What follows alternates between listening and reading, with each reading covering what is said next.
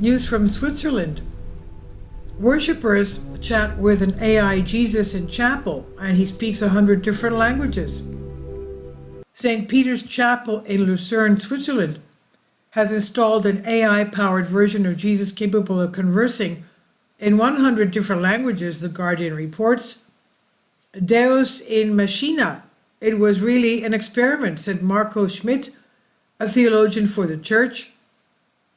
He said, we wanted to see and understand how people would react to an AI Jesus. What would they think to talk to him about? And what would it be interesting to talk to him? We're probably pioneers in this, he said.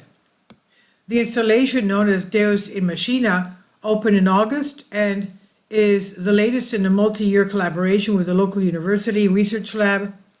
Specializing in immersive reality, the church has already experimented with virtual and augmented reality projects, and now it's decided to install an avatar.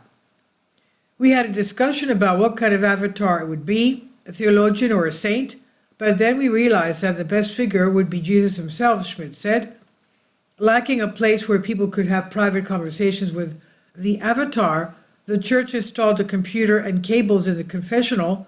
Initially, the lab's researchers trained the artificial intelligence program on theological texts.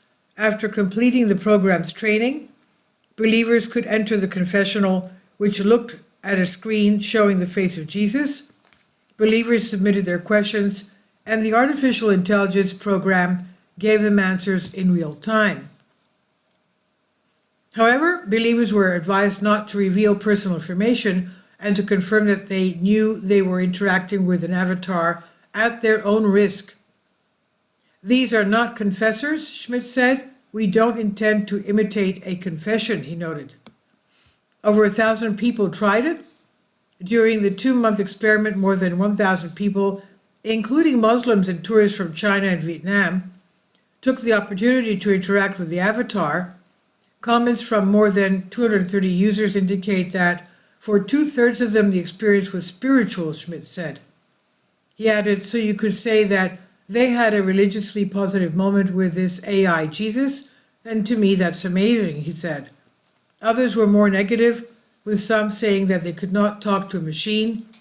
A local reporter who tested the device described the program's responses as at times trivial, repetitive, and cliché.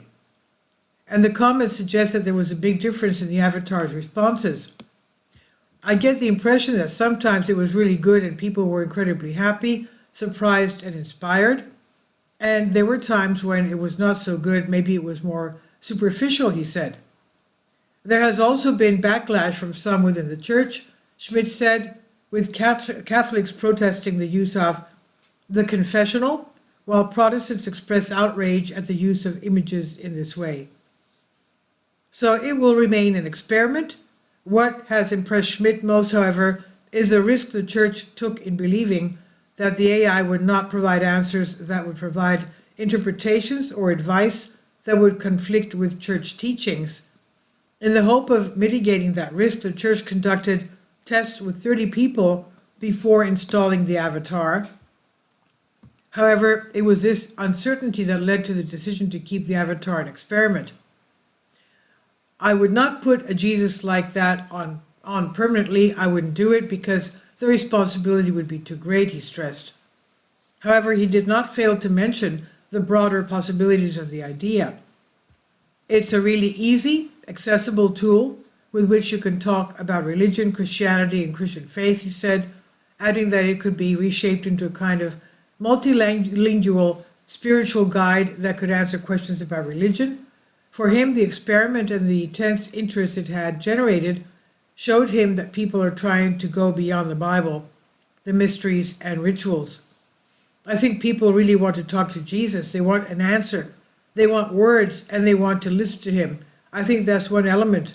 Of course, there's also the curiosity. They want to see what it's all about, Schmidt concluded. Please leave your comments about this, and thank you for your support.